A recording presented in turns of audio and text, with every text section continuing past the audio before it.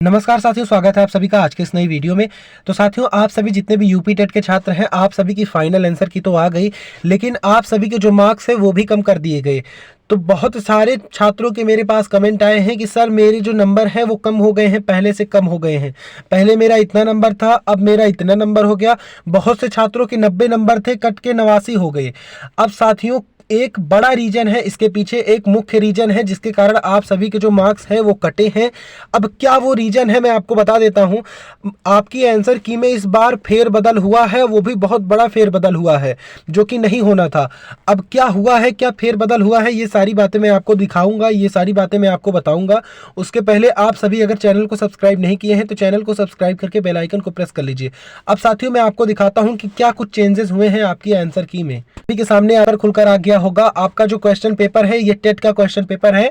अब यहाँ पर आप सभी देख सकते हैं कि पहला वाला जो प्रश्न है कि शैशव काल का समय है, तो इसमें आप सभी को बहुत विश्वास था कि इसमें हमें कॉमन नंबर जरूर मिलेगा। तो पहले इसमें जन्म से 6 वर्ष जो था सही माना गया था, लेकिन अब ये जो है ये मतलब इसका उत्तर काट के जन्म से 2 वर्ष कर दिया गया है। पहले इसका जन्म से 6 वर्ष था, लेकिन अब इसका जो उत्तर है वो जन्म से 2 वर्ष कर दिया गया है। इस पर आपको कॉमन नंबर नहीं मिले, लेकिन इसका जो आंसर था चेंज हो गया, जिसके कारण आप सभी के जो मार्क्स हैं वो कट गए। अब देख लीजिए, अब इसके बाद देख लीजिए, मानसिक उद्वेलन प्रतिमान का प्रयोग निम्न में से किसके शिक्षण हेतु किया जाता है। इस पर भी आप सभी को बहुत विश्वास था कि कॉमन नंबर मिलेंगे। ये जो प्रश्न मैं दिखा रहा हूँ ये मुख्य रूप से आप सभी के थे, जिसमें कि आप सभी को पूरा विश्वास था कि इनमें कॉमन नंबर दिए जाएंगे। अब देख लीजिए, यहाँ पर पहले सृजनात्मक माना गया था, लेकिन अब इसका जो प्रश्न उत्तर है वो बदल के समस्या समाधान कर दिया गया। अब यहाँ पर भी आप में से बहुत सारे छात्रों के जो थे मार्क्स वो कट गए। अब देख लीजिए, अब इसके बाद जो प्रश्न आता है, इसके बाद देख लीजिए, एक प्रश्न ये आता है कि MPPI परीक्षण का उपयोग निम्न में से किसके मापन में किया जाता है।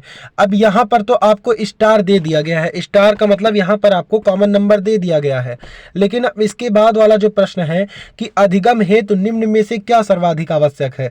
अब इसमें देख लीजिए साथियों, इसमें पहले परिपक्वता था, अब अभिप्रेरणा कर दिया गया है। इसमें भी आप सभी को जो है मार्क्स नहीं दिए गए, इसका भी जो है आंसर जो है चेंज कर दिया गया है। पहले परिपक्वता था, अब अभिप्रेरणा कर दिया गया है।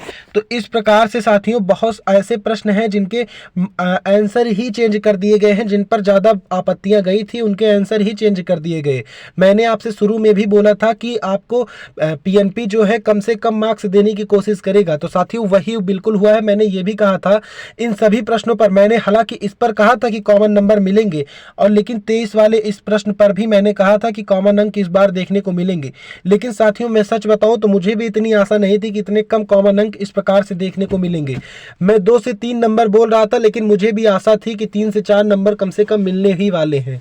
लेकिन साथियों जो कुछ भी हुआ देखा जाएगा। अब आज रिजल्ट आ जाए, आज के बाद फिर देखा जाएगा, या तो ट्विटर कैंपेन चलाया जाएगा या फिर कुछ ऐसा किया जाएगा। तो जो भी अपडेट होगी आप सभी को बताया जाएगा। तो आप सभी चैनल पर जुड़े रहिएगा, चैनल को सब्सक्राइब करके बेल आइकन को जरूर प्रेस कर लीजिएगा।